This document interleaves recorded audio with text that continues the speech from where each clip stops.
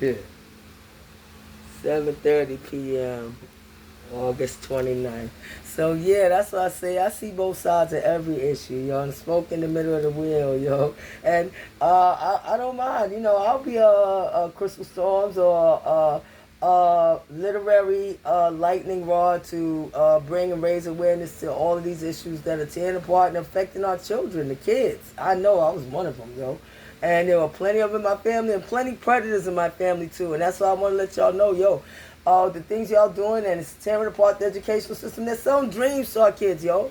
I'm not gonna be or support something that implicitly or not overtly, but in different ways encourages all my kids, your kids, everybody's kids to be permanent servants and worker bees in the elites businesses and support the elites businesses and this structure that's still structured around that servant based economy or worker bee based economy in their businesses, not for us to have it. You black folks, whenever there's blockages put in place when we try to have home ownership, land ownership, business ownership, talk about reparations, which is due, and I'll be happy to sue for that.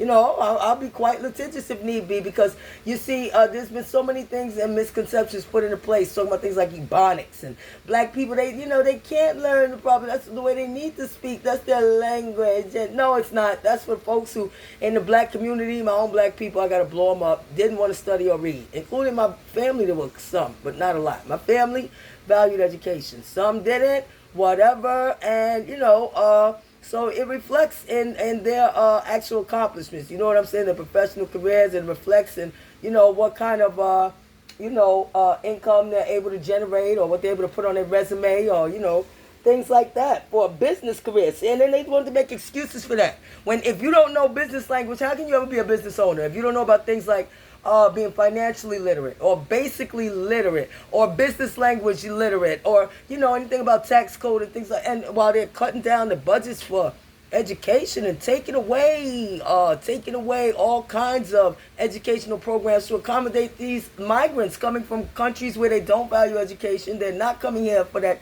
doctor. I want to be a doctor, lawyer, Indian chief. They just come here to get themselves set up good, replace black folks, say black folks, be racist to black folks, disrespectful to black folks in our own communities, sell drugs to us in our own communities.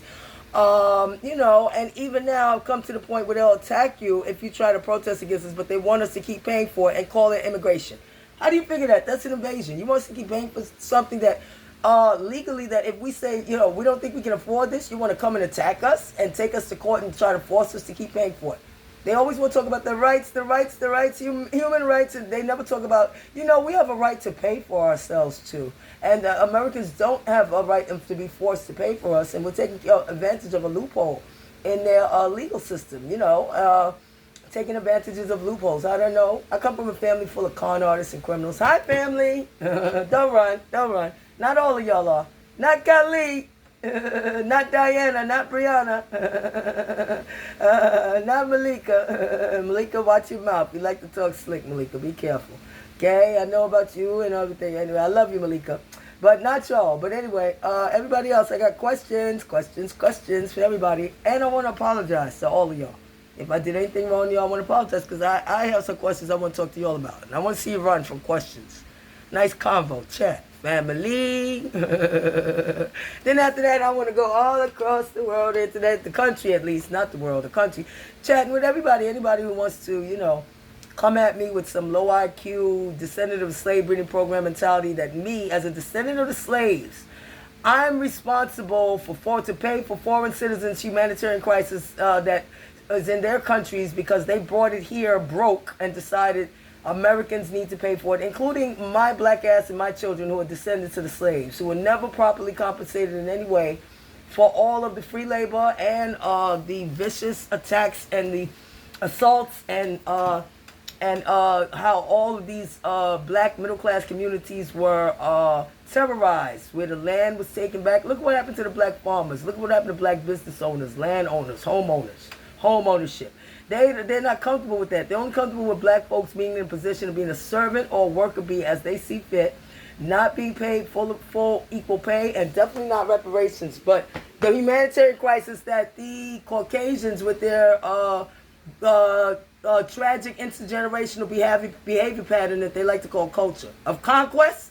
They're not responsible for the conquest of my people that led directly to all of the slavery and all of the violations against us, holding us back from education and everything. And they say, we don't want voter ID because it's racist against my people. We're too stupid to get a voter ID. But you do want the New York ID for the new Americans and new New Yorkers coming in. You're coming in to replace us with as the servants and the worker bees in your businesses, right? And then when you say to them with the semantics, my people, black or whoever people, low-income people, and y'all rich folks come, or the overseers and the house slaves, the rich black folks, the house slaves, the overseers, the law enforcement come and say, what do you want to be when you grow up? Y'all do that to feel good, right, rich folks? You know that you're not investing enough into the infrastructure, into the low-income communities, into necessities like housing, education, what else? Housing, education, health insurance, crime, job opportunities to make those communities successful. You just sell that dream, the American dream, and that's exactly what it is.